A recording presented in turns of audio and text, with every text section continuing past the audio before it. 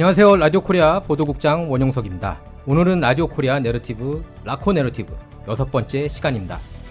이번 주도 역시 여러 뉴스가 쏟아져 나왔습니다. 이 중에서 눈길 끈 이슈 3개를 놓고 의논하려고 합니다. 자, 라코 내러티브 시작합니다.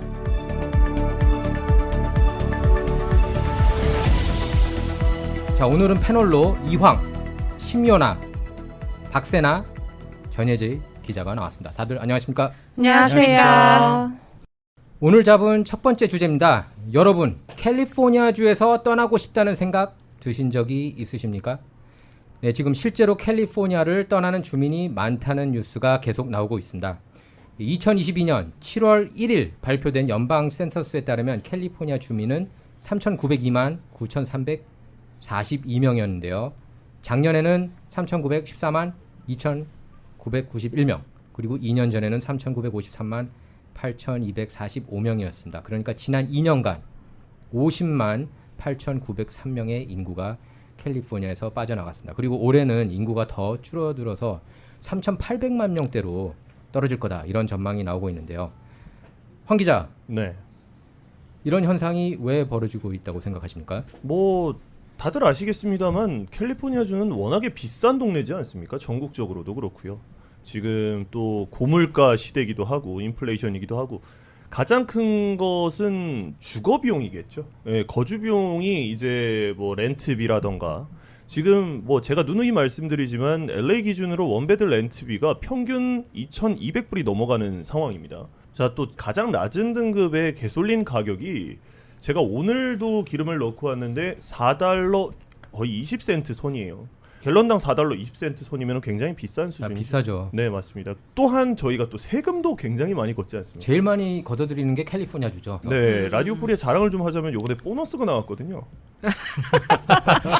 근데 제가 저희 동료 직원들한테도 굉장히 울분을 토하면서 얘기를 했지만 네. 캘리포니아주 못 살겠다.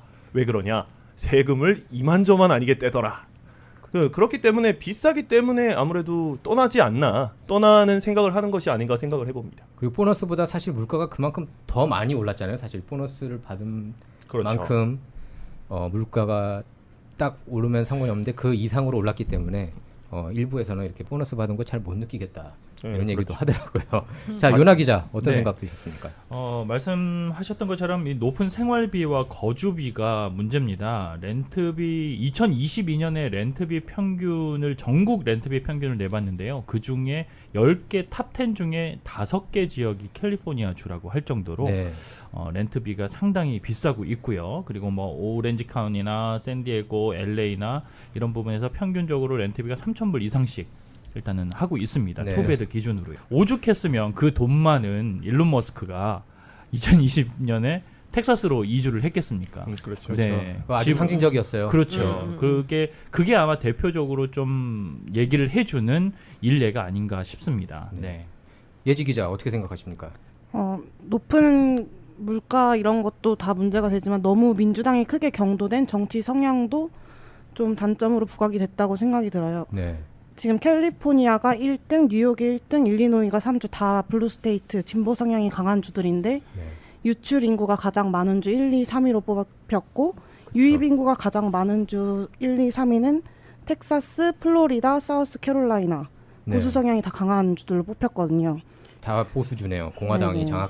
장악하고 있는 주. 실제로 LA시에서 이번에 주민 발의안 통과된 것도 보면 다 너무 이제 저소득층한테 유리한 것들, 퍼주기. 좀 윗사람들한테는 당연히 좀 불리한 조건일 네. 수 있으니까 일론 머스크 경우도 초고소득층에 속하시는 거니까 텍사스로 가는 게 당연히 네. 그렇죠. 이득이고. 비즈니스상으로는 사실 저라도 솔직히 캘리포니아에서 비즈니스 안 할 것 같아요. 솔직히 그렇죠. 말해서. 네. 그런 비즈니스.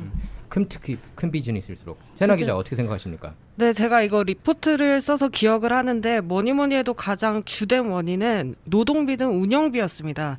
지금 올해부터 캘리포니아주의 최저임금이 15달러 50센트로 오르는데 이것은 텍사스, 아이다호, 그 다음에 유타의 2배에 이르는 금액이라고 합니다. 네. 그다음에 이와 더불어서 제가 조금 더 조사를 해봤는데 행정 규제 관련해서 캘리포니아가 전국에서 가장 극심한 그런 규제를 시행을 하고 있다고 해요. 네. 예를 들어서 지금 캘리포니아 주에서 기업 행정 규제는 13만 5천여 개에 달하고 있거든요. 근데 반대로 아이다호주 같은 경우에는 규제가 3만 8천여 개밖에 되지 않습니다.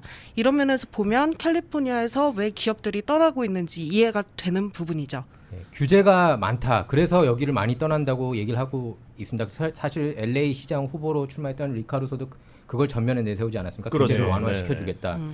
그래서 비즈니스 하기 좋은 도시로 만들겠다. 왜냐하면 너무나 많이 떠나고 있기 때문에. 아무래도 비즈니스맨이기 때문에 더 공감을 하지 않았나 싶어요. 예, 리카루소의 예. 경우에. 예. 그런데 어쨌든 이번에도 아까 예지 기자도 얘기했지만 또 더 진보적인 정책을 펼칠 것을 선언한 캐런 베스를 찍었습니다. 근데 사실 보면은 이 인구가 50만 명 떠나지 않았습니까? 지난 예. 2년간. 네네. 이거 보면은 이제 팬데믹 때예요. 특히 팬데믹 때 많이 떠났다는 건데 제가 볼 때 비즈니스가 많이 떠났어요. 그렇습니다. 비즈니스가 네. 많이 떠났고 특히 이제 락다운을 적용 안 했던 아니면은 빨리 해제시켰던 주들로 이렇게 많이 옮기는 현상이었거든요. 아까 언급했던 주들 텍사스주 역시 그렇고 플로리다주 같은 경우에도 초반에만 락다운하고 바로 풀었어요. 네. 그래서 그 주류 언론들이 많이 때렸죠. 론 데산티스 주지사를. 그리고 세 번째가 사우스캐롤라이나 역시 락다운이 거의 없는 그런 주였습니다. 그래서 이런 주들로 그래서 이주한 게 아닌가 싶어요. 왜냐하면 비즈니스 하는 입장에서는 락다운이 너무 힘들거든요. 사실. 그리고 그때 바로 정부 지원이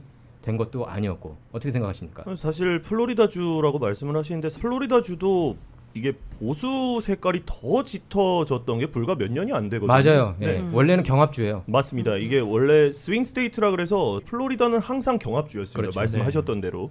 그런데 지난 한 3년여, 한 4년여에 걸쳐서 보수 색깔이 굉장히 짙어졌고요.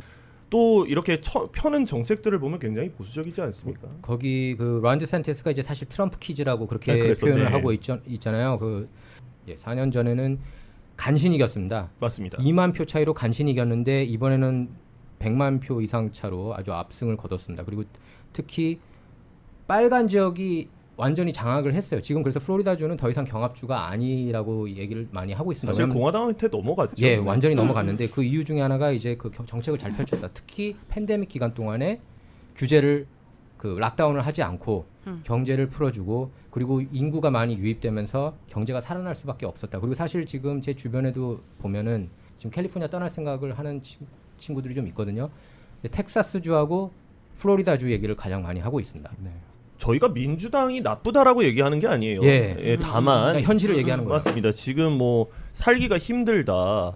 뭐 항상 그렇습니다. 이 정권이 바뀌게 되면 그 정권이 얻어맞게 돼 있는 거예요. 네. 그 정책들에 그렇죠. 따라서. 네. 그렇죠. 그런데 개미들은 그렇게 얘기를 합니다. 주식 시장이 정말 정권이 바뀌더니 엉망이 됐구나. 네, 뭐 그거는 개미들은 다 공감을 하는 부분일 거예요. 저도 맞습니다. 마찬가지고요. 사실 주변에 보면은 주식으로 아주 네. 그냥 너무 힘들다. 하루하루가 그렇게 얘기하는 힘듭니다. 사람이 많아졌습니다. 아니 어떻게 이렇게 맨날 빨간색일 수 있는지.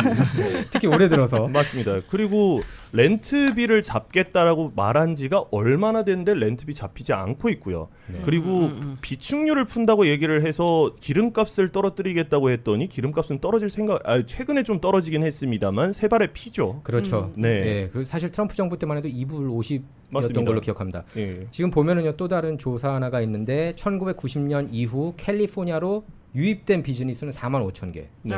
그런데 1990년 이후 나간 비즈니스가 6만 5천 개나 됩니다. 그러니까 2만 개를 마이너스네요. 마이너스 2만이에요. 예.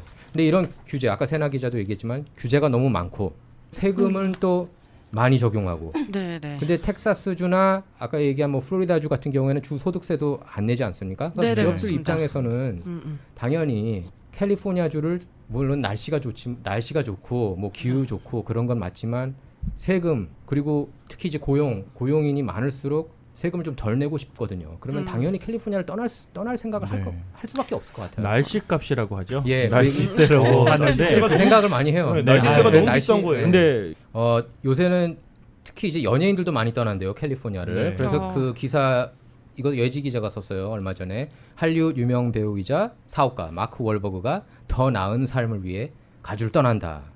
그러면서 뭐 월버그는 최근 더톡 인터뷰에서 자녀들에게 더 나은 삶을 안겨주기 위해 남가주를 떠나 네바다주로 이주할 계획이라고 말했다. 네바다주도 네. 소득세가 없는 걸로 알고 있습니다. 네, 맞습니다. 네바다주로. 그래서 배우로서의 꿈을 쫓아 가주에 정착했지만 이제는 아이들이 추구하는 꿈을 위한 삶에 더 큰 의미를 느낀다고 이주 배경을 설명했다. 결국에 너무 비싸다는 거죠. 예.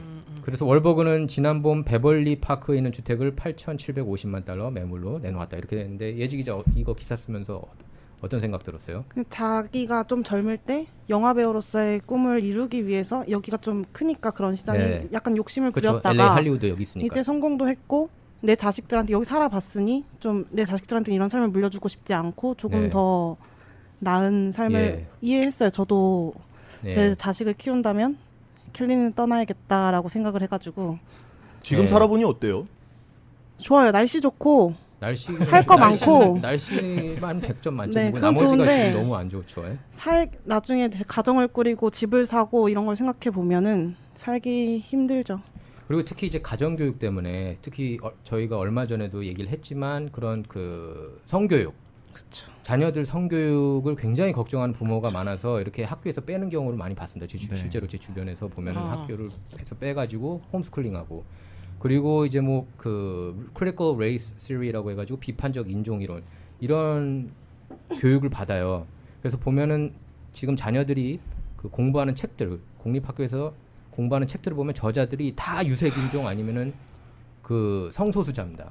백인 작가를 보기가 힘들어요. 그래서 이런 주입식 그릇된 주입식 교육을 피하고 싶어서 캘리포니아를 떠나고 싶다는 사례가 많습니다. 지금 월버그 같은 경우 그 마크 월버그 같은 경우에도 좀 보수적인 배우거든요. 그래서 이 친구 같은 경우에도 자녀들의 교육 때문에 결국 떠나는 게 아닌가 싶어요. 사실 그래서 자녀들 교육 걱정을 많이 해요. 너무 여기가 진보적이다. 특히 최근에 뭐 지난 방송에서도 저희가 얘기했지만 그 한인 학생 네. 20-30%가 뭐 그 동성애라든지. 성소수자, 동성애 아닌 네. 양성애 아니면은 성전환 고려하고 있는 것으로 그렇게 나와서 저희들이 얼마나 충격받았습니까? 사실 그 뉴스로. 근데 저희가 네, 저번에 네, 네. 내러티브 때도 얘기했지만 그 20-30%가 진짜 정말 성소수자일 거라고 생각은 안 아. 하거든요. 사회적 분위기랑 이런 것 그렇죠. 때문에 자기가 약간 그런 거 하고 싶어. 네. 이런 쪽으로 나중에 나이가 들면 바뀔 예. 가능성도 있고. 가능성이 맞는 없다고 것 같아요. 봐요. 지금 지난번에 예지 기자가 또 그랬지 않습니까? 한국 같으면은 사실 그렇게 남성적인 그쵸. 여학생들도 있지만 나중에는 결국에 결혼 잘하고 애도 낳았는데 네, 맞아요. 여기 같으면 트랜스젠더 아마 성 전환 수술 내지는 바꿨겠죠. 사춘기 차단제를 복용했을 거다. 예, 세나 기자.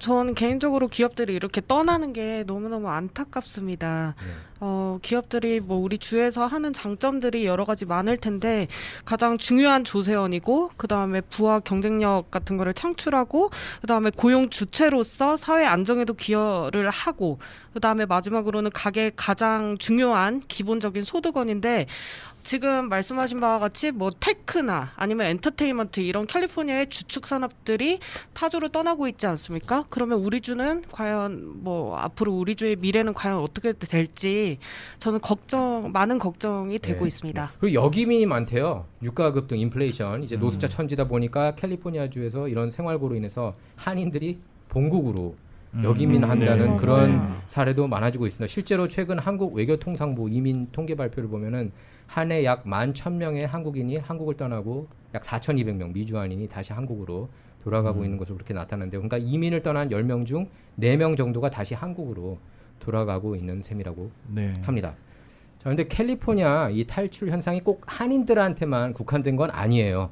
예, 그 생활비가 비싸지면서 가주민들이 멕시코로 향하고 있다 이런 기사들도 네. 최근 들어서 계속 나오고 있습니다. 근데 안타까워요. 정말 캘리포니아가 정책만 좋으면 살기 최고의 좋죠. 주가 될 그렇죠. 수가 있는데 그쵸. 인구도 네네. 많고. 사실 스포츠 팀들 LA 다저스 같은 경우에도 어우. 원래 브루클린 다저스고요. 아, 그렇죠. 원래 네. 뉴욕 쪽에 네. 있었습니다. 여기 온 이유 중에 하나가 날씨 때문이에요. 왜냐면 네. 그쪽에는 비가 많이 오기 너무 때문에 춥고. 예, 여기서는 그래서 그 경기 취소하는 사례도 별로 없고 그래서 비즈니스 하기에 정말 최고의 장소가 될 수가 있는데 정책들 때문에 그리고 왜 자꾸 저는 그런 것 같아요. 주민들이 한쪽 땅만 너무 지지하지 말고 좀 왔다 갔다 해줘야 이게 그 정치인들도 긴장하고 그럴 텐데 네. 제가 보니까 여기 민주당원들은 별로 긴장하는 느낌이 없어요. 어차피 이길 거 알고 있었는지 누가 덮어주나. 누가 덮어주나. 맞아요. 그거 경쟁하는 것 같습니다. 그래서 그러니까 너무 좀 안타까운 것 같습니다. 예. 뭐 재밌는 이야기 중에 하나지만은 로또를 뭐 1등이 아니면 2등은 우리가 이제 100만 불을 받잖아요. 근데 타주랑 비교를 했을 때 캘리포니아가 손해예요. 어. 받게 되면 타주는 이제 세금. 텍스를 조금 그렇죠. 적게 예. 떼니까 아. 개인이 많이 가져가는데 네. 캘리포니아주 같은 경우는 한 51만 불 정도밖에 못 가져가더라고요. 네. 그래서 지금 들은 얘기 중에 아. 제일 안타깝네요. 네. 그런 기회도 있으면 좋겠지만은 그게 너무 아쉽더라고요. 네, 그래서 캘리포니아가 제발 좀 더 살기 좋은 곳이 돼서 더 이상 이렇게 인구가 유출되지 않았으면 하는 바람입니다. 라코 내러티브 두 번째 주제로 돌아오겠습니다.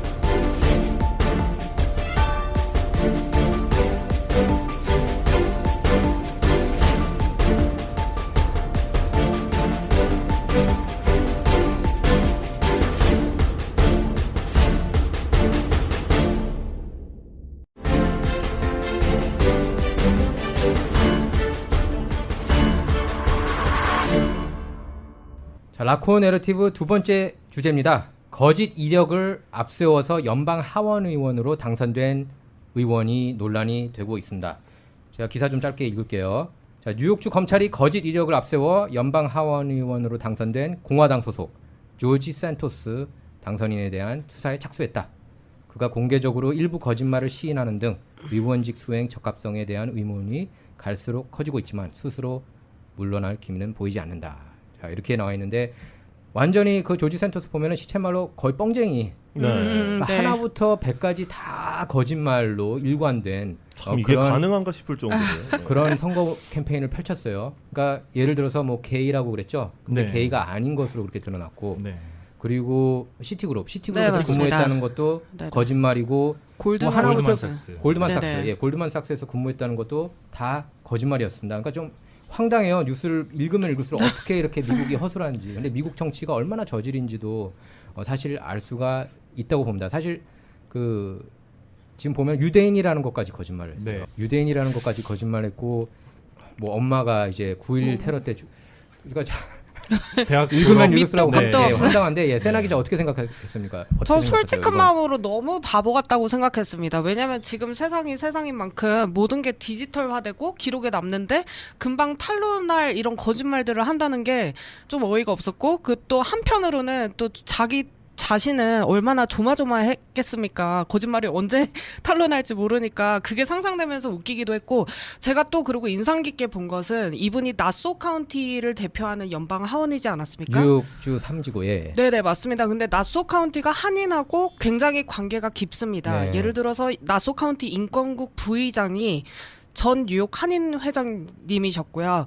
그 다음에 나소 카운티가 미국 지자체 최초로 2019년부터 3월 1일을 3.1 운동의 날로 지정을 하고 유관순상을 시상해 오고 있습니다. 저도 그런 측면에서 조금 부끄럽고 네 웃기다고 생각했습니다. 세나 기자 그 지역에서 좀 살았던 것 같아요. 네, 제가 그렇죠. 이쪽 지역에는 살지 않았으면 않았지만 제가 뉴욕 저 맨해튼에 있었거든요. 네. 그래서 여기하고는 한 차로는 한 시간 정도 차이가 있는 곳인데 네, 제가 기자 생활하면서 몇 번 취재를 갔던 기억이 있습니다. 네, 굉장히 화난 것 같아요. 예, 좀 진짜 황당한 뉴스인데 뭐 미국 정치가 아주 수준이 좀 많이 떨어진다고 생각을 해요. 예, 예지 기자 어떻게 생각하십니까 이번 이슈에 대해서? 저는 오히려 멍청하다보다는 좀 오히려 대단하고 와 똑똑하다 어떻게 네. 이럴 생각을 했지?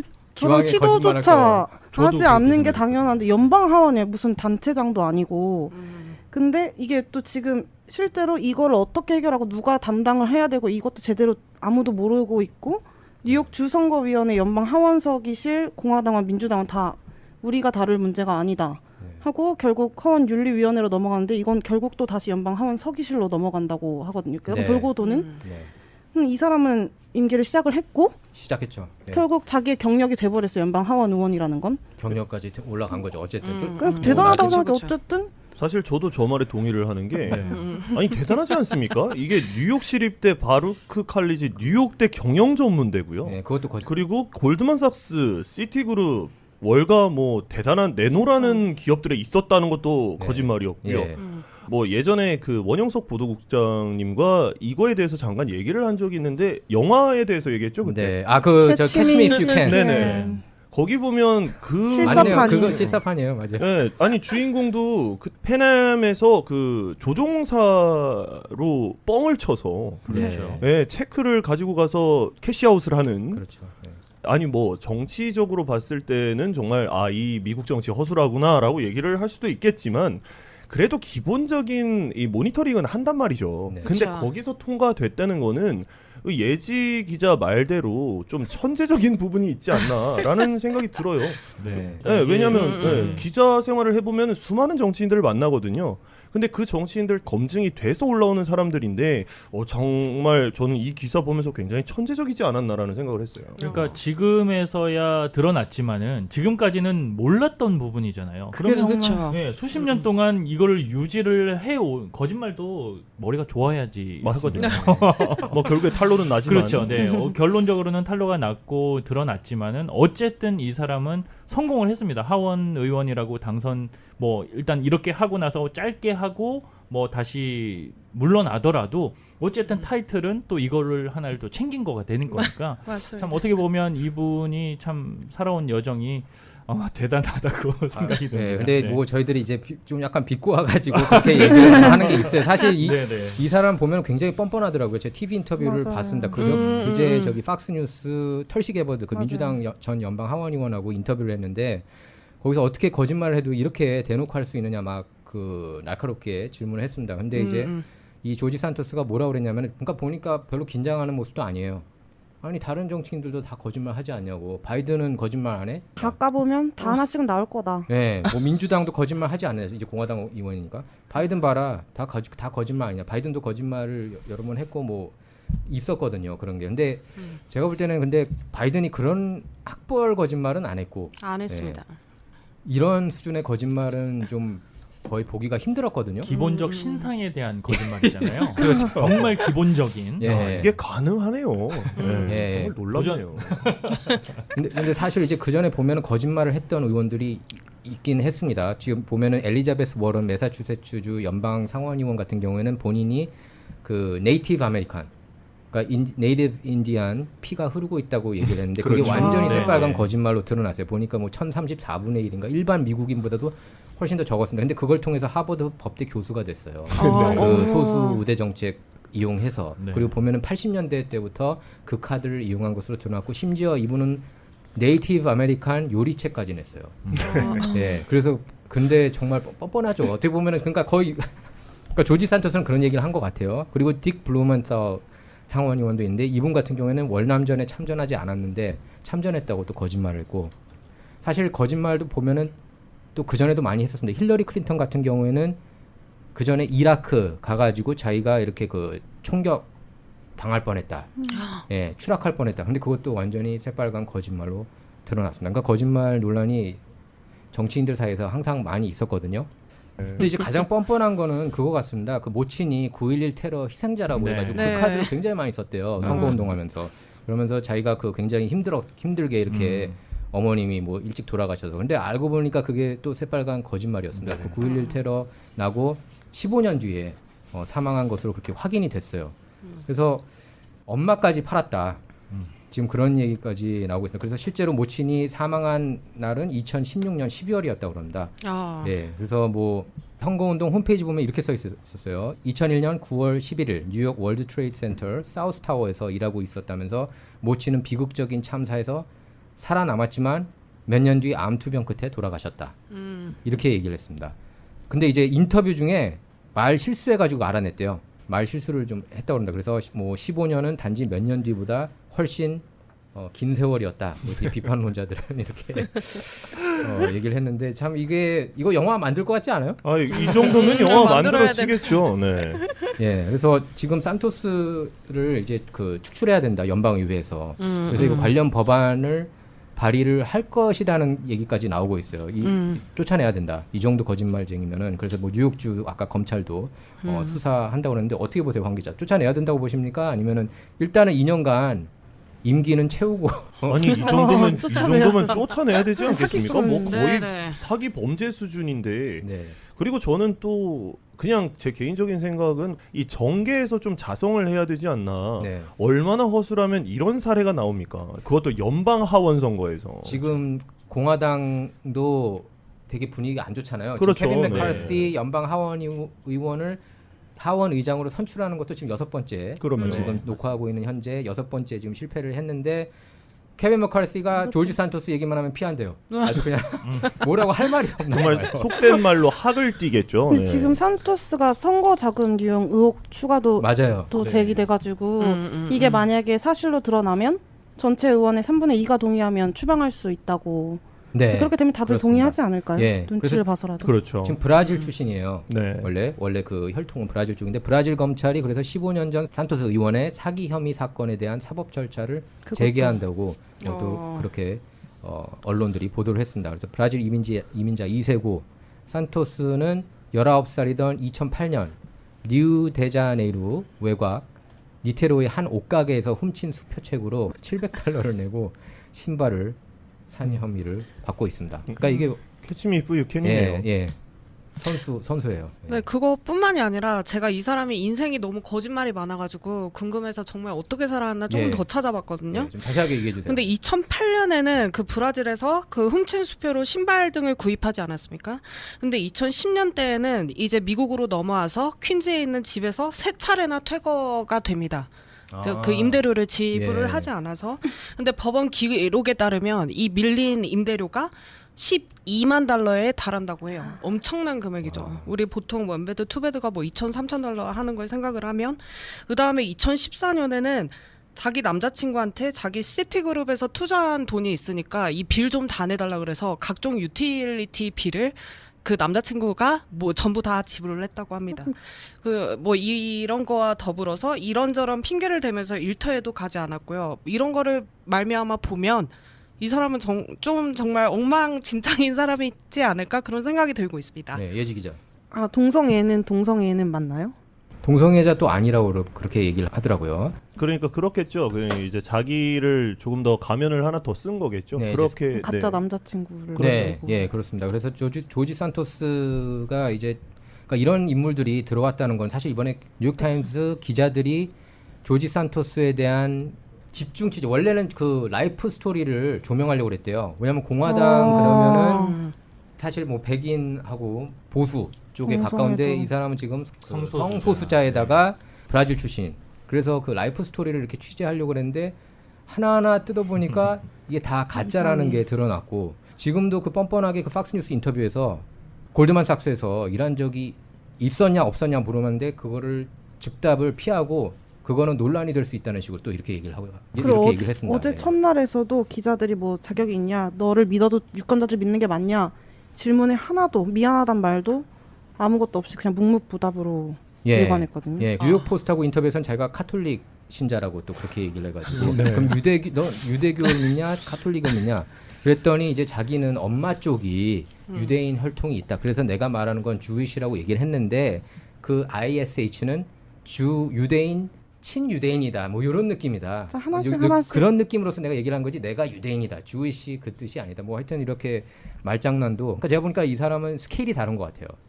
그 제가 볼 때 그 좌우명이 거짓말을 칠 거면 세게 쳐서 제대로 쳐서 가끔씩 한건 그런 하겠다. 얘기를 하지 않습니까? 이 사람을 비유를 할 때 정말 다재다능한 사람을 비유를 할 때 양파 같다. 네. 하나하나 까면 새롭구나. 이분도 새롭네요. 하나하나 깔 때마다 거짓말이 드러나고 저희가 이제 기자들 사이에서 가끔씩 그런 말을 합니다. 지나가다가 저거 뭐야 그러고 취재를 했는데 대박일 경우 약간 뉴욕타임스 기자들을 놓고 하는 얘기인데 정말 얻어 걸린 거네요. 이거는. 얻어 걸린 거예요. 예, 그래서 그 사실 그 공화당의 새 리더인 것처럼 그렇게 조명을 원래 하려고 그랬대요. 네. 뉴욕타임스 기자들이 그 성소수자 게이에다가 이렇게 그 라틴계고 그것도 뉴욕 3지구 그 지역이 사실 민주당 우세 지역이거든요. 그런데 거기서 이렇게 공화당이 이겨 그래서 굉장히 센세이션 했대요. 근데 또 말을 또 잘하나 봐요, 나름. 보니까 뻔뻔하게 말 잘할 것 같아요. 원래 그러니까 사기꾼들은 말을 네, 잘해요. 그래서 거기에 이제 그 유권자들이 많이 홀려서 네. 넘어간 것 같고 사실 설마 이런 것까지 거짓말을 할까? 자기 학력, 이력, 그 게이라는 사실까지 그런 것 그리고 종교까지 거짓말하고 엄마 돌아가신 사망 것까지. 그것까지 거짓말하는 설마 했는데 사람들이 그래서 아무도 조사를 안 했던 것 같고 상대 진영 민주당 진영에서도 조사를 그래서 안 했대요 거기에 대해. 영화가 기대돼요.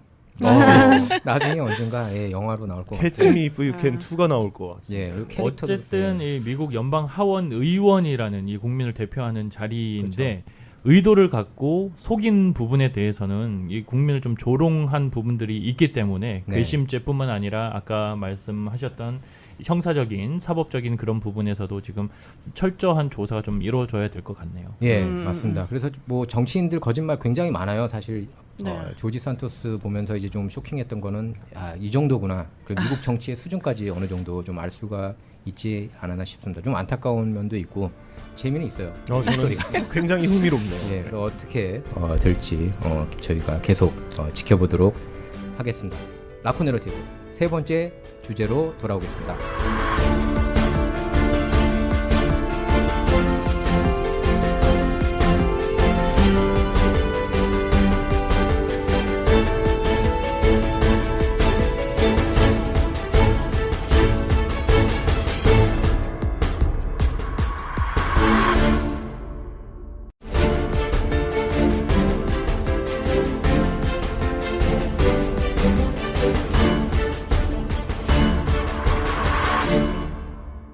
자, 라코 내러티브 세 번째 주제입니다.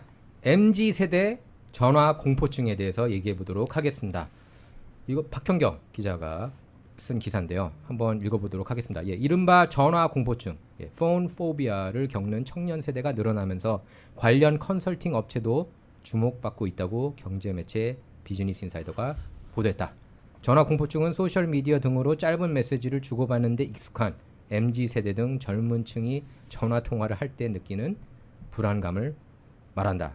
그래서 존스 홉킨스대 임상심리 연구 책임자 앨리슨 파파다키스는 이렇게 얘기를 했다. MZ세대는 문자와 짧은 메시지가 주된 소통 수단이기 때문에 전화 통화 경험이 매우 적다. 경험이 적다 보니 편안함이 덜할 수밖에 없고 사회적 불안에 취약한 사람들은 그러한 상황에서 불안에 빠지기 쉽다. 예, 이렇게 분석했다는 기사입니다. 예지 기자 어떻게 생각하세요? 이 기사. 저는 일단 너무 공감이 되는 부분이 있어요. 좀 가장 여기서 젊은 예, MZ니까요. M세대로서 네, MZ세대로서. 좀 이게 생각은 못 해봤어요. 제가 스마트폰을 너무 써서 어릴 때부터 비교적 써서 그렇게 됐다고 생각은 못 했는데 네. 확실히 문자는 오면 이 사람이 왜 나한테 연락을 했는지 미리 알 수 있고, 근데 전화는 이렇게 딱 오면 선배가 저한테 전화하시면 저는 생각부터 해요. 받는 거부터가 아니라 왜 하셨지? 왜 나 뭐 잘못했나? 필요하신가? 어떡하지? 이 생각 들고 일단 걱정하면서 받게 되고, 또 황 기자 왜 전화했어요? 그러게요. 제가 왜 전화했을까요? 네. 그리고 요즘은 문자나 이런 걸로 너무 다 하니까 어플도 너무 잘 돼 있고, 그래서 굳이 전화는 피할 수 있다면 최대한 피하고는 싶어요. 그러니까 이런 게 왜 기사가 되지? 그렇게까지 생각했어요? 그것도 그냥 이게 그냥 성격상이라고 생각했어요. 처음에는 내가 좀 소극적이고 이래서 그런가? 라고 생각을 했는데 맞는 것 같아요. 네. 지금 어린애들 보면 저보다 더 심각해요. 저도 그 아이들이 이해 안 될 정도? 나중에 그냥 통화 기능 없는 전화가 나중 있을 수 되면은 있겠네요. 야, 네. 저는 이걸 보면서 야, 이런 시대가 왔구나. 네. 통화가 무서운. 예. 왜냐하면은 제가 어떻게 보면 좀 하이브리드 세대라고 볼 수 있거든요. 그렇죠. 예, 예, 그 중간에 저는 낀. 태어났을 때는 이제 셀폰이 없었고요. 그 다이얼 폰이라고 하죠. 예, 이거 돌리는 거. 그렇죠. 예, 그때부터 지금 예지 기자가 놀라고 있는데 제가 이제 태어났을 때는 그런 전화기들 응답하라 88 돌리는 때만 거야? 봤다. 그렇죠. 그런 드라마에서나 전화였다는 볼 식으로. 법한. 그리고 이제 CCT폰이라고 하나요? 그 공중전화 옆에서 네. 이제 하는 네. 저희 아버지가 이제 그걸 썼었고요. 그리고 나서 셀폰이 나와서 제가 이제 하이브리드 세대라고 하는데, 그래서 저는 아마 통화가 더 편한 것이 아닌가. 왜냐하면 그 당시에는 전화가 아니면은 어떻게 다른 분들과 먼 거리에 떨어져 있는 분들과는 소통을 할 수가 없었거든요. 그렇죠. 저는 이게 뭐 좋고 나쁘다 이런 거보다 그냥 현상인 것 같은데요. 저 개인적으로도 MZ에 속해 있고 네. 그다음에 또 공감이 되는 게 전화는 좀 부담스러울 때가 많은데 문자를 사용하다 보면 가장 편한 점이 감정을 공유하지 않아도 된다는 점. 그러니까 제가 기분이 어떤지 표현하지 않고, 또 반대로는 상대방 기분을 알고 싶지 않은 경우도 많고요. 네, 그런 점에서 좋은 점이 좀 있는 것 같습니다. 저는 오히려 네. 이 텍스트나 뭐 이런 문자 메시지로 하게 되면 그 사람의 정확한 이 맞아요. 내용을 어떤 뉘앙스로 이야기를 하는지 파악이 안 되잖아요. 맞아요. 저도 그런 것 같아요. 그래서 네. 저는 차라리 전화를 좀 선호하는 편이고 네. 저희 때는 뭐 황 기자보다는 제가 조금 앞서서 그렇죠. 태어났기 때문에 네네. 저희 때는 삐삐란 게 있었습니다. 삐삐 있었죠. 삐삐가 나왔을 때 혁신적이었습니다. 네. 본 적이 그죠? 없어. 예. 네. 그랬는데 8282. 실제로 본 적 그렇죠. 없어요. 네, 뭐. 삐삐를 사용을 했던 사람으로서 혁신적이었다 했는데 어. 전화 공포증이 도대체 뭐지? 저는 솔직히 아직도 전화가 편하거든요. 인터넷이나 이런 것들 가입하거나 이렇게 뭐 은행이나 이런 거 관리를 할 땐 다 폰으로 다 이제 그렇죠, 네네. 어플로 하긴 하지만은 아직까지는 인터넷이 뭐 문제가 있다 이러면 저는 전화부터 하거든요. 네. 맞아요. 네, 저도 저 그렇습니다. 오래 기다리더라도 어. 전화를 해서 직접 확답을 들어야 속이 시원한 거예요. 맞아요. 아니, 이게 근데 무슨 좀 소리야? 반대 의견인 게 전화로 뭘 확인을 하는 거는 남지가 않잖아요. 예를 들면 저는 배달을 시키거나 뭐 공공기관에 뭐 문의를 하거나 이러면은 앱을 통하거나 이메일을 통하면 이게 기록이 다 남아서 확실히 내가 이걸 했다고 그치. 할 수 있는데 그쵸. 전화로 배달을 시켰는데 다른 음식이 왔어요. 음, 이렇게 시키셨잖아요라고 하면 할 말이 없어요. 근데 네. 어플을 그렇게도 통하면 생각을 확실히 되고 이게 더 증거가 남으니까 확실하다고 그럼 예지 기자 옛날엔 정말 못 살았겠다. 옛날에는 전화가 이렇게 따르릉 울리면은 누가 전화하는지도 몰랐어요. 그렇죠. 요새는 그래도 아. 최근엔 번호라도 콜로 알잖아요. 알지만. 누가 친구 그런데 전화하는지. 그쵸. 사실 제가 이제 같이 일하는 저희 동료 직원들과 이제 얘기를 해보면 그나마 전예지 기자가 그 중에서도 조금 올드한 올드한 그나마예요. 네, 근데 알아요. 그나마. 네, 좀 그게 있어요. 옛날 그 정서가 조금 있어요. 예, 예의를 좀 하는 건 그렇지만 옛날 사람들이 생각하는 그 예의를 되게 지키는 친구거든요. 네. 근데도 저렇게 생각하는 것도 놀랍네요. 네. 그래서 지금 이 컨설팅 회사가 있대요. 더폰 레이디라는 회사. 이 진짜. 회사 같은 경우 그래서 그 1대1 코치 서비스도 해준대요. 그래서 전화가 그렇게 다니고 들어오면은 싶습니다. 우리가 이렇게 하고 다니고 싶습니다. 시간당 480불. 시간당 480달러. 굉장히 비싸요. 이 비즈니스가 굉장히 커지고 있대요. 네. 급속도로. 또 그 웨비나 컨설팅은 30분당 365달러 수준으로 만만치 않은 가격이지만 엄청나게 인기가 많다고 그럽니다. 그러니까 뭐 이런 비즈니스가 생겼겠죠. 저 같은 경우에도 마찬가지로 저도 이렇게 문자보다는 그 문자는 자꾸 해석하게 되잖아요. 또 네, 그렇죠. 네. 그리고 저는 옛날에는 이게 몰랐어요. 그 카톡 같은 경우에는 안 읽은 경우는 이렇게 숫자가 보이잖아요. 네, 네. 네. 근데 그걸 몰랐어요. 근데 그거를 옛날에 어떤 후배가 모를 수 있죠. 네. 네. 아니 그거 읽었는데 왜 답이 없냐고. 그래서 저 그냥 열어놨나 봐요. 근데 안 읽었다. 근데 그거 보면 알 수 있다고. 근데 나는 몰랐어요. 그걸 어떻게 확인할 수 있었는지. 근데 저는 이제 저도 통화를 좀 더 선호하는 것 같아요. 왜냐하면은 더 그 디테일하게 그렇죠. 전하고 싶은 메시지 그리고 듣고 싶은 메시지를 알 수 있기 때문에. 근데 제가 보니까 그 MZ 세대들은 벌써 이 휴대폰하고 훨씬 더 친한 관계가 아닌가 싶어요. 인간 대 인간 관계보다. 사실 저희들 어린 시절에는 전화해가지고 친구랑 막 1시간씩 통화하고 그러는 게 그렇죠. 부지기수였거든요. 그렇죠. 근데 지금 MZ 세대 사이에서는 아마 상상도 하지 못할 일 아닌가 싶어요. 네. 아까 다이얼 전화 얘기했는데 전예지 기자 표정 보셨습니까? 예. 저희 저희 충격을 받는 것 때는 같아요. 누워서 이렇게 밤새 통화하면서 맞아요. 이렇게 그렇죠. 여기 휴대폰을 붙여놓고. 붙여놓고 예. 이게 휴대폰이 뜨거워져서 맞아요. 그 뜨거워 했던 그런 사실- 기억들이 있는데 예, 그 처음에 이제 데이트할 때도 그렇죠. 네, 그렇죠. 이렇게 전화로 연애할 이렇게 때. 오랫동안 통화하고 그러는데 애인들끼리는 통화를 하겠죠. MZ 세대도 애인끼리도 그냥 그건 문자로 괜찮아요. 문자로 친구나 사이에서는 다 괜찮습니다. 하겠죠. 이제 사회생활에 있어서 그렇다는 거겠죠. 네. 그러니까 예. 친하고 뭐 연인 관계라든지 이런 정말 개인적으로 밀접한 관계에 있는 사람들이랑 대화하는 10시간 거는 떠입니다. 문제가 맞아요. 없는데 필요하죠. 이 포비아 문제가 됐던 게 이제 사회적으로 이제 예절이라든지 업무 상에서 문제가 좀 발생을 하다 보니까 이런 게 대두가 된 게 아닌가 저는 좀 생각해요. 걱정을 하는 부분이 사실 전화를 안 받아서 기분이 나쁘다기보다 이 나중에 세대 차가 극명하게 지금 이 자리에서도 극명하게 나뉘지 않습니까? 그러면은 보통 저희처럼 이제 전화가 편한 세대가 있고요. 저기 전화가 불편한 세대가 있는데 그럼 저희는 뭔가 일이 터진다. 저희는 이제 기자니까 뭔가 일이 터진다는데 전화를 하면 한참 동안 안 받는 거죠. 브레이킹 뉴스인데도 불구하고. 죄송합니다. 아니요, 제가 이 자리에서 자꾸 그런 식으로 얘기하면 제가 굉장히 나쁜 사람처럼 되는데. 그래서 안 받나 보네. 뭐 여튼 네, 아니 네. 그 업무에 있어서 굉장히 이것도 세대차가 날 수 있겠다. 그리고 좀 오해 아닌 오해가 있을 수도 있겠다라는 생각이 드네요. 예, 제가 그 전에도 한번 들었던 것 같아요. 예전에 그 후배 기자들 중에서 통화하기 불편하다고. 예, 그런 얘기를 한번 예전에 들어본 적이 있어가지고 이 기사가 나왔을 때 이게 정말 그렇구나. 전화 통화를 굉장히 부담스러워하는구나. 이러니까 나 때는 말이지라는 얘기가 나오는 거예요. 근데 예. 약간 이렇게 하면 편해요. 약간 전화가 편하신 분들이 카톡으로 나 이것 때문에 전화한다 하고 전화 주면 바로 받아요. 이것 때문에 하는구나 이렇게 하고 알고, 아니면 나 30분 뒤에 이거 가지고 너랑 얘기를 할 건데 30분 뒤에 나한테 좀 올래? 라고 하면 생각을 하고 갈 수 있는데, 갑자기 가서 막 질문을 들으면 돌아와서 이 말 할 걸 해도 되고, 이 말 이렇게 이거 아닌데, 약간 좀 선후배, 그러니까 직장 선후배가 아니라 좀 직장 동료끼리는 어떻습니까?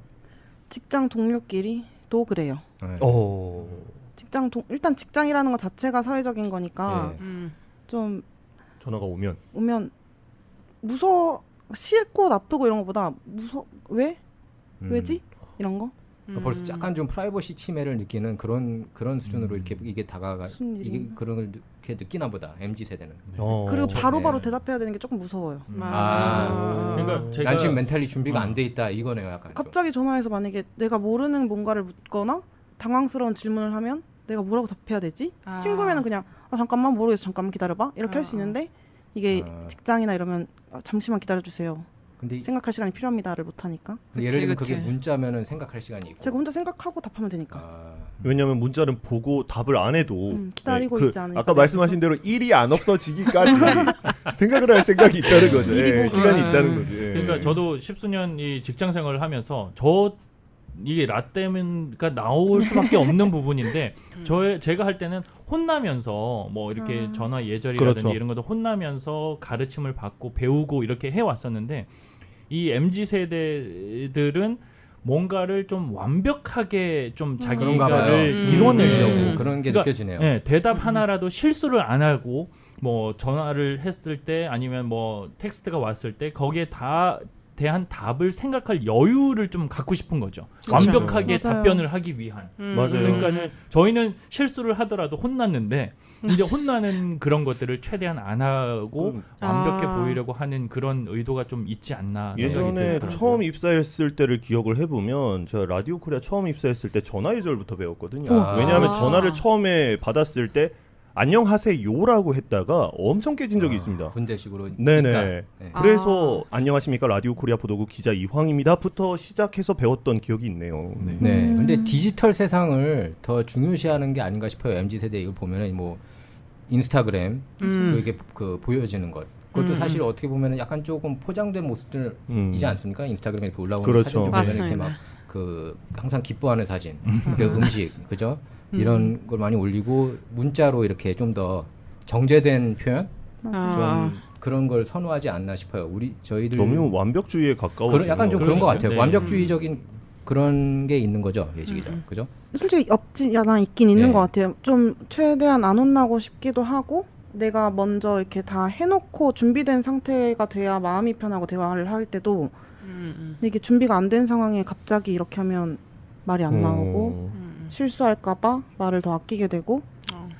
네. 뭐 그런 의미로는 사실 이해는 어느 정도 되는 것 맞아요. 같아요. 예, 그렇게 생각하면 이해는 되고, 어떻게 보면은 그러니까 우리 시대 그리고 우리 윗 선배 시대 같은 경우에는 그 직접 대화하는 거에 익숙하니까 항상 그렇게 그렇죠. 자라왔고, 그렇죠. 예, 그리고 네. 사실 디지털 시대에서 자란 거랑 같을 수는 없는 것 같아요. 예, 사실 뭐 내선 번호를 쓴다기보다 불렀죠, 자리로. 그렇죠. 황아 일로 와봐, 얘기 좀 하자, 뭐 이런. 그래서 사실 뭐 재택근무도 사실 이제 팬데믹 기간 동안에 재택근무를 했는데 재택근무를 별로 안 좋아하잖아요. 저희 선배 시대들은 딱 이렇게 고개 들면 안 보이면은 싫어하고. 그렇죠.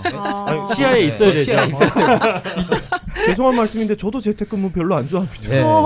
말 대 말로 해야 뭘 하지. 벌써 MZ 세대 일이 싫어. 그 좋은 게 어딨나요?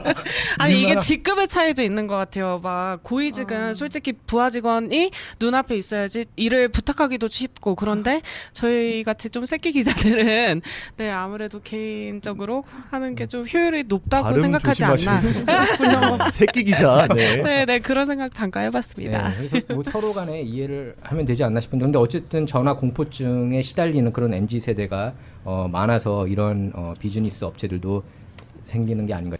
아까 예지 기자가 말한 대로 질문에 대한 답을 모를 수 있다는 불안감이 몰라요. 가장 아. 크다고 합니다. 예, 그래서 컨설팅이 시작되면 직원들은 3일간 그 누구와도 메시지를 주고받아서는 안 되고 가족이나 가까운 지인들에게 전화를 거는 것부터 시도하게 만든대요. 오마이갓. 그렇게 훈련을 시킨다고 합니다. 그래서 예, 그러니까 여러 가지 저도 자료 조사를 해보니까 이 전화 공포증을 어떻게 치료해야 될까의 답은 많이 해봐라. 그렇죠. 이거밖에 없더라고요. 근데 음. 또 한편으로서는 많이 하고 아까 황 기자가 얘기했던 것처럼 이제 이런 공포증이나 있는 이런 MZ 세대들은 좀 더 전화를 하고 좀 숙달되려고 경험을 쌓으려고 노력을 좀 해야 되겠고 또 이제 그 세대가 넘어선 사람들은 그 세대를 또 이해하려는 또 마음들이 좀 필요하다라고 생각이 듭니다.